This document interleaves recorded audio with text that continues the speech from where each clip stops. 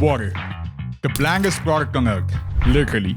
One of the most commoditized, undifferentiated goods there is. Now imagine, you repackage water as a heavy metal rebellion. You slap a skull on the can, you call it liquid death, and you declare, murder your thirst. You promise death to plastic. Within a few years, that joke brand becomes a unicorn. More than $1 billion of valuation. You see it in concert venues, at skate parks, in memes. It's misshelved next to beer in stores. Critics call it a gimmick. Marketers call it a case study. But beneath the spectacle lies strategy. Liquid Death didn't just break the water aisle, it rewrote the rules of category marketing. In this episode, we'll walk through why Liquid Death's identity had to be extreme, with the packaging, the name, and the attitude. How content became the brand's growth engine, turning hate into hype. We talk about the balance between stunt and sustainability, when attention meets mission. We also talk about where risk starts to eat your brand and how to avoid decay. Because when your product is just water, your brand becomes everything else. And in 2025, that everything often carries more weight than the product itself. This is The Art of Commerce. I'm Anish. Let's dive in. The Art of Commerce is a podcast featuring conversations on creativity and conversions. Hosted by Anish, a data-obsessed creative director, and Jinx, a growth-obsessed CMO. Listen on for actionable insights for the modern marketer. We are talking about one of the most commoditized categories in products water. ever. It's literally water. It's literally right? water. What's next? Milk? Yeah. And when we started talking about this, Anish is like, let's do liquid death. I'm like, it's literally water. But no, they're really great stories. I'm excited to talk about it. Like, hey, how do you take something as generic as water, something literally available to most people for free? Right? We'll talk about water privileges and all of that at another time, but Yeah. it's the most uninteresting, boring product, but it's also the most important thing that a human being, your customers, need to survive, right? Now, when you're dealing with something which is as generic, you don't care how much you're paying for it, you don't care about the brand, how do you make a $1 billion brand out of it? Yeah, I mean, it's all packaging. I mean, that's all the story. That's what's all the story. And honestly, like they took what Red Bull did, and how Red Bull, they actually had to create a beverage, I guess, but how Red Bull became this brand and this thing that was bigger than what the beverage was. And they did that for water. I mean, they took that playbook and they really did it. And it's all about, to me, the packaging and the physical packaging, right? Metallic can, like metallic tallboy can, right? A tallboy can, like the big can you might be drinking beer at a stadium. Like that's the can that you're now drinking water of. All the way from the just not the form factor, but then the branding. It's edgy. It's death metal. It's called liquid death. And water is actually liquid life. So it's just amazing on when you like think about it, unpack it, of how the packaging and positioning of this really drove the brand. We talked about it in our episode on Dude Wipes too. Like you can't be all things to all people, and water is certainly all things to all people. Yeah. But so if you're able to say like no, I'm going to lead the witness. I'm going to tell you who I am and what I stand for, and it's liquid death. Like, man, brilliant. This product has an interesting origin story. And I may be paraphrasing this, so keep me honest, and you guys keep me honest. But the inventor of this brand was at a concert, and he didn't want to have beer, but being seen with a bottle of water was just lame and uncool for a concert setting. Yeah, right. And that's how the idea came about. Like, what if we had a cool beer can, but instead of beer or an adult beverage, it just had water. Yeah. And that started the idea. So also makes me think about the Taco Tuesday that the Sean Riley and friends had when inventing Dude Vibes. But you are in the moment, you realize a light bulb goes off, and you may be just inventing one of the most fascinating case studies ever, which is liquid death. Yeah, you're there's problems to solve, right? And the real good marketers, the real good entrepreneurs recognize, we got to get the can. Recognize the problem to solve, and I think that's where these guys did. They said, yeah, again, like you go to a concert, you go to something if you don't want to drink, which by the way, not everyone has to drink, so it's good. you might get a club soda with a lime. So you put the lime in there, right? To like make it look like you're drinking something, right? Yeah. So in this case, right? You have this can that looks like a beer. It looks cool. It's got this really cool writing. It doesn't, you don't care that it's water. You don't even have to know. It's all perceptions, baby. I mean, I was walking around with it, pushing my daughter in a stroller one day, and like, I got the weirdest looks. Like, I'm like, wait, oh no, it's water. It's water. So you sure a brown bag, man. I know exactly. It cuts both ways, I guess. But no, really. Again, the bottom line is good entrepreneurs, good marketers. They solve problems. They recognize problems and they solve them, right? And these guys did. They recognized and solved it. And how do you own a category which is, again, so commoditized, right? By telling a fascinating story around it. Yeah. What's, you know this, we've spoken about this before. One of my favorite quotes is, those who tell stories rule the world, right? Here you have Liquid Gag, who made a really cool story around a can of water. Yeah. And they're sitting on one of the most successful, most recognizable, hottest brands with a big valuation today. Yeah. Right? Again, goes on to say that those who tell stories rule the world. But the story has to be relevant. The story has to stand out in the zeitgeist. Yeah. And it has to subvert expectations to a certain degree. Right? That's right. And that's what Liquid Gag does. It subverts expectation. You see a metallic can. Yeah. You expect it to be an adult beverage. No, it's just water. Well, especially when it's got this like whatever death metal kind of cover, and it's called Liquid Death. You're like, I thought for sure it was like Four Loko or something, like some booze, right? You know what I'm talking about? So like, I thought for sure it was that one. And my wife brought it home and was like, no, it's water. I was like, oh my gosh, what is this? No, I think I totally agree. Like subverting expectations. It's like back to dude wipes, right? Subvert the expectation, right? But you're solving a problem. There's a customer need. There is a market for it. You're subverting the expectation, and you can actually take advantage of it. Yeah. Guess like age-old saying, right? Don't judge a book by its cover. This is a best-selling cover right here. Yeah. Right?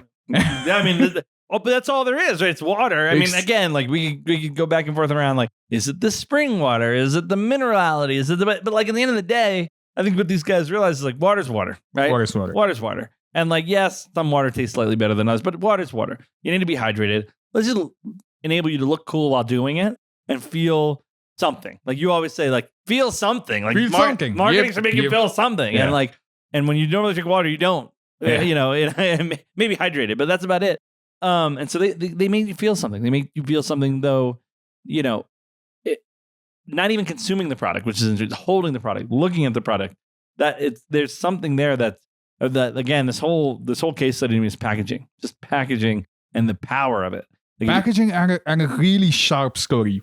What is it that we're going for? You make a good point around affiliation. Like most brands, the reason you seek them out over all the other products with different, all the other products or all the other brands out there versus one is because that particular brand gives you affiliation, right? Yeah. We've seen that with guitars, like a Gibson guitar, like outside of the product and the tone and all of that, or with Harley Davidson. Yeah. Right? Like these are brands that give you an identity, Yep. are almost cult-like, and they give you affiliation. They give you status, right? And that's why maybe when you're at the concert the next time and you're holding a cool-looking can, you don't feel out of place. You feel just right there while you're making better choices. Yeah. That's right. Yeah, no, it's exactly right. And it's funny now, they've gotten to a certain scale, like other brands are partnering them. So Brethren at Bruce, right? They did a co-marketing collab with them, and why else? That was fantastic. Yeah. They get a spin-off. You guys should check this out. Get a spin-off on Silence of the Lambs. They had a cable bill, like the killer bill, but the actual bill, and that's a phone bill, yeah. It's funny. Yeah. Right? And once you create a personality, a cult of personality, you can just keep building on it. Yeah. And then you can share that limelight and that halo effect to create like broader impact. Exactly. And they're not doing it for free. Look at that. So they're making money off it and furthering their brand and almost being an agency of a certain degree. It's almost like when you think about like Ryan Reynolds and what he's doing with Maximum Effort and how it's a brand, but it's also an agency. And it's like this thing has legs. And now even the latest headline is or campaign they're doing is with Alexa. I don't know if you've seen this with Amazon. So they're saying water water houses knowledge, right? Like, because the molecules of water house knowledge. Wait, I don't know if that's true or whatever, but that's what they're like. So they literally put cases of liquid death and surrounded them with the Alexa speakers and like had them recite all the knowledge, right? Like, wow. And now they're saying that, hey, students, listen to this. Crazy. Hey, students, if you drink this, you'll get smarter. So you're like cheating on your tests by drinking. I was like, this is unbelievable. Like, we'll see if it works. But I just like, again, the creativity behind it, just so smart. Obviously, they're not doing that for free. Amazon's not over. They're working together. They're figuring out how they can quite frankly both attract college students who they want. But man, like you can't do that if you don't have a great story, right? If you don't have a great story, if you don't have great packaging, if you don't know who your customer is, you can't do these fun things, you know. Also humor though. The fact that it is humorous on the outside, like it's a joke is what makes it sell. Otherwise, it sounds like snake oil. That's right. Right. Then you're like, yeah, what is this? Right, exactly. If it's not a joke, and you don't have this humor, they're like, wait, this sounds like something fake. And then like call the and FCC. Horrible. You call the FCC, you're like Better Business Bureau, right? Exactly. So no. You have to be tongue in cheek. You have to be humor, and you have to know your humor. I mean, again, there's a lot of parallels with the Liquid Death and Dude Wipes. They know their audience. They're taking highly commoditized products, but they're saying, this is my lane. This is the person I'm going to go after. And they know who they are, and they're staying authentic. And like, there's a lot to be said in this environment where, we talked about it with Cracker Barrel. Well, they rode off the authenticity rails, right? We're going to be sterile. We're going to be homogenized. We're going to look like a Panera Bread. We're going to look like McDonald's or whatever. So there's something to be said that those that stick to their guns, stick to authenticity, even when other people are like, what? It's just water. What do you mean? Right? What are you even selling? It's just fascinating. Well said. I think what makes a brand is just, what is a brand? This is something I read in one of my marketing textbooks back in college. A brand is a promise kept over time, right? Some brands, they maybe forget who they are or they haven't even discovered it really well yet. And someone like Good Vibes or Liquid Death, once you hone in on that identity and you keep repeating that, that's going to build something which is recognizable, which achieves this level of success. Yeah. No, I mean, again, it's the brand is really the connection to the customer, right? Like again, I think we as marketers sometimes we forget that we get so into our own world about personalization and data and tech, and we were the two guys that certainly did data SaaS, like cookieless future, like all identity resolution, but like right, exactly, but strip it all away, and it's like our whole job is to connect with the customer, correct? Identify what the problem is, right, and try to solve it, and then again, if you can figure out that customer need, and then understand how business value can be created out of it. And there's the technology enablement to make it happen. Like, again, we talked about it before. That's the sweet spot. But it always, to me, starts with the customer need. It always starts with thinking about your customer. And your brand is how you engage your customer, how they know you, how they trust you, and how you're staying authentic to solving the problem that they hired you for in the beginning. Jinx, these examples that you just spoke about, things that we have covered in the season so far, Cracker Barrel, American Eagle, and then on the other end of the spectrum, you have Group Vibes, Liquid Death. Both of these, like the Group Vibes and Liquid Death, founder-led brands, incredibly successful, strong brands, right? Makes me think about Ship of Theseus. Do you know about the Ship of Theseus? Tell me, educate me. Yeah. So the Ship of Theseus is like it's a philosophical concept, right? It's a Greek origins, but here's the thing: you have a ship, okay? Yeah. Theseus had a wooden ship. You keep replacing the parts, right? Yep. You take one plank off, you replace it. Yeah. At the end of it, if all the parts are replaced, is it still the same ship? Is it the same? Yep. Right? Is it still the same ship? Yep. And having worked with a lot of these brands over the last few years, where there's a constant churn in talent, right? You got the same titles with different people occupying them. So in ways, you're replacing the part, but it's still the same because each person brings their own flavor to the job. Right. Right? And want to make their mark, like we talked about before. Want to leave their mark, right? How do you endure the core brand DNA when your brand is a Ship of Theseus, Because you see the difference of what happens when you stay true to your brand like Good Vibes and Liquid Death. How do you keep that ship the same? Yeah, I mean, you have to, so it's a couple things. One, from a brand perspective, like you have to create such strength in there. And again, like Cracker Barrel is an example where they threw it out. You know, it didn't matter. But the consumer reminded them right, of... the consumer reminded, but like the corporate, from a corporate perspective, Correct. right? You have to have that like ingrained in your DNA, right? You have to have put an imprint on it to the point where like, you know, like the McDonald's guys are never going to get rid of the arches, right? Like they're just, you know what I'm saying? Like they're like Maybe next year. who knows? Who knows, right? I say that now, but no, but like seriously, like they have tattooed on themselves, right? Like they're, you know, there's just core parts of the brand DNA that are not in just the marketing function. That's what I mean. Like they're in the whole organization, and those ones, you know, are going to keep them going. But I also talk about, I talk about this a lot. I talk about this a lot in my work. I talk a lot with other companies that, you know, everyone is replaceable in a certain way. Everyone also can replace themselves, meaning like, hey, you know, I won the lottery. I'm out of here. I got a better opportunity. I'm out of here, right? But if you have the structure and framework of a team, bingo, and you set it up, that's longevity. Right? Documentation, taxonomy, just having a good business hygiene. Right. It's not, and it's not sexy, right? And it starts, honestly, to me, as being a leader, as like how you structure the team and how you organize. What are the functions? Like we always talked about it, right? You want a team to really build a capability.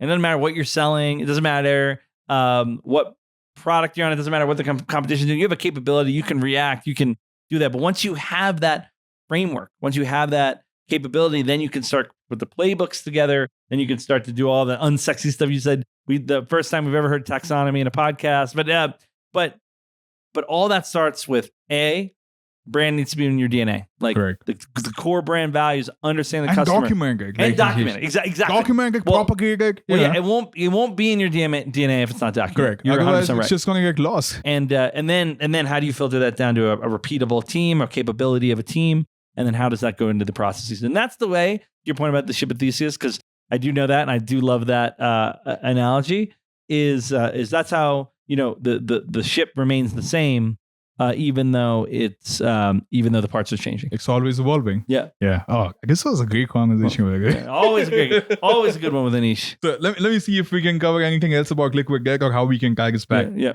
So that was a great conversation about the ship of Theseus, right? Yeah. Some branding lessons that we can take away from the Liquid Deck story. The first one is, in commodity markets, identity is your moat, right? Figure out who you are. Keep talking about it. I mean, this does not look like a can of water. No, this is my favorite IPA. It's got a skull. Yeah, it's got a skull on it. This is badass. Thanks for getting this. No, we got it for you, man. Okay. Second one is, create your own space. Do not fight existing ones. Think about the water space. There's healthy water, there's oxygenated water, there's mineral water. There's nothing like this. They found a niche for themselves and then zeroed in on it. And lastly, like you said before, figure out some guardrails for what your brand stands for. What will you never say? Yeah. What will you say more of? Yeah. And what would you like to say next? On that note? Yeah. You're going to do it, buddy. All right. Cheers. Cheers, buddy. Cheers. And you guys, you did a great job. Liquid Death, man. We're excited to see what you come up with. Murder your thirst. Murder your thirst. This is the art of commerce. Don't murder your curiosity. Stoke your vegas. Yeah. Thanks for watching. Thanks for tuning in. Like, subscribe, all this stuff. Stay hydrated. Stay hydrated. We'll see you in the next one. Yeah. This is The Art of Commerce, featuring conversations on creativity and conversions. If you found value in today's episode, follow the show, leave a review, and stay tuned for more insights for the minds reshaping modern marketing.